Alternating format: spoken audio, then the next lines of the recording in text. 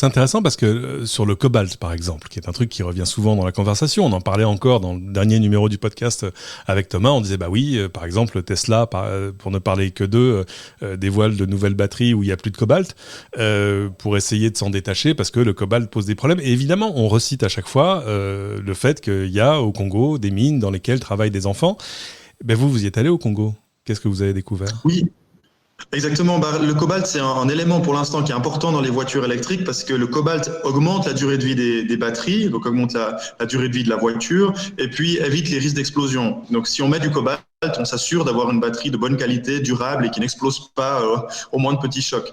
Donc c'est un composant qui est encore assez important dans les voitures électriques, bien qu'il y en ait de moins en moins et probablement dans 2 ans ou 3 ans, il n'y en aura plus effectivement. Et puis c'est vrai qu'on associe cette image du cobalt et de l'enfant parce que au Congo, c'est à peu près 60-70% de la production mondiale du cobalt vient du Congo et c'est un des seuls matériaux qu'on trouve quasiment finalement que au Congo.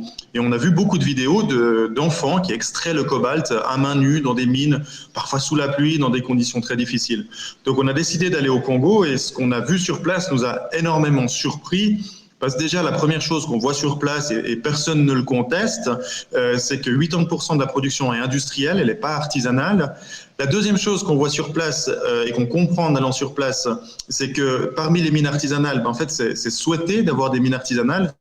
C'est légal. Le gouvernement encourage les mines artisanales parce que c'est celles qui créent beaucoup d'emplois. Évidemment, si on a un gros camion américain qui, dans gros coup de pelle mécanique, va prendre 2 tonnes de cobalt en une fois, bah, c'est pas la même chose en termes de travail que des milliers de personnes qui travaillent dans une mine à ciel ouvert. Donc déjà, ils veulent les mines artisanales. Et puis qu'à peu près, c'est 20% de cobalt produit dans les mines artisanales, la moitié est légale, formalisée. Donc c'est des conditions de travail qui sont dures, mais c'est des endroits où il n'y a pas d'enfants, il n'y a pas de femmes enceintes, il n'y a pas d'alcool, il n'y a pas de drogue. Donc c'est un peu des coopératives minières comme on connaît des coopératives vigneronnes en Europe.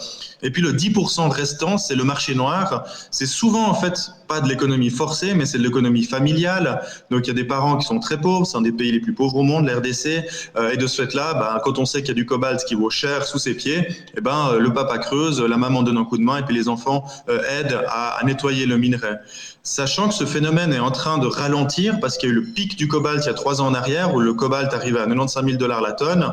Et puis aujourd'hui, il est complètement redescendu parce qu'on en a presque plus besoin. Donc aujourd'hui, il est plutôt autour des 35 000 $ la tonne. Donc de ce fait-là, les mines artisanales illégales ont vraiment de la peine économiquement à tourner. Même plusieurs mines industrielles envisagent de fermer maintenant. Donc on est vraiment dans la désescalade du cobalt. Ce qui est intéressant, c'est que évidemment, on a tous en tête ces images d'enfants travaillant dans des mines. Ces images-là, vous n'êtes même pas arrivé à les tourner. Pourtant, j'imagine que vous avez cherché. Alors, si on veut chercher de la pauvreté, ben, je vous garantis qu'on va en trouver en RDC. Oui. Donc, c'est un pays extrêmement pauvre. La question, c'est la proportion et le lien de cause à effet. Et vraiment, la question qu'il faut se poser, est-ce que si j'achète aujourd'hui une voiture électrique, j'ai tendance à plutôt mettre des enfants dans les mines ou alors plutôt à sortir les enfants des mines?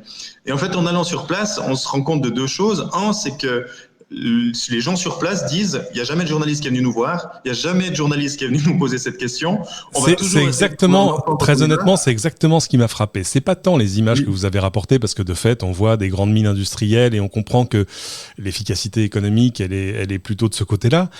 Mais c'est surtout que je me suis gratté la tête en disant, mais en fait, c'est la première fois que je vois ces images. Alors que le sujet est absolument récurrent. Alors évidemment, il faut aller au Congo, il faut aller voir les mines, il faut, etc. Mais ces images-là, moi, je les avais jamais vues. Donc rien que pour ça, déjà, bravo, merci. Mais j'avoue que au nom de ma corporation à moi, tout à coup, on se gratte la tête en disant mais c'est vrai, pourquoi est-ce qu'on n'est jamais allé voir sur place? Oui, et sur place, la région des mines de cobalt, donc c'est cobalt cuivre, c'est la région de Kolwezi, n'avaient par exemple pas d'administration publique, donc ils ont créé une région qui est une administration publique, ils ont un gouverneur maintenant, alors qu'il n'y en avait pas avant, et le gouverneur nous disait « Merci, vous êtes les premiers à venir me voir », ce qui est quand même assez incroyable, sachant qu'on investit des dizaines de milliards en Europe pour la voiture électrique et personne n'allait se soucier de comment on produit réellement le cobalt. Il n'y a que des ONG qui dénoncent certaines conditions de travail, mais le journalisme n'a vraiment pas fait son travail dans ce pays en tout cas. Ça s'explique parce que c'est loin, c'est difficile, ça coûte cher, les médias n'ont que peu d'argent actuellement pour faire de l'investigation, avec la chute des revenus publicitaires encore moins, donc il y a des raisons à ça. N'empêche, ça laisse justement le champ libre à n'importe qui pour créer n'importe quelle fausse rumeur, et c'est un terrain super favorable à des ONG qui peuvent être contre les grandes entreprises, ou à des ONG qui dénoncent des choses qui sont réelles et qui existent, ou à des constructeurs automobiles qui ont du retard dans leurs objectifs CO2 et qui laissent un peu aller des informations qui diraient que peut-être on a besoin de gagner un peu du temps, ou à des compagnies pétrolières qui voudraient peut-être encore gagner un peu du temps sur les nouvelles normes CO2. Tout ce flou en fait permet cette pagaille, cette zizanie qu'on retrouve sur les réseaux sociaux.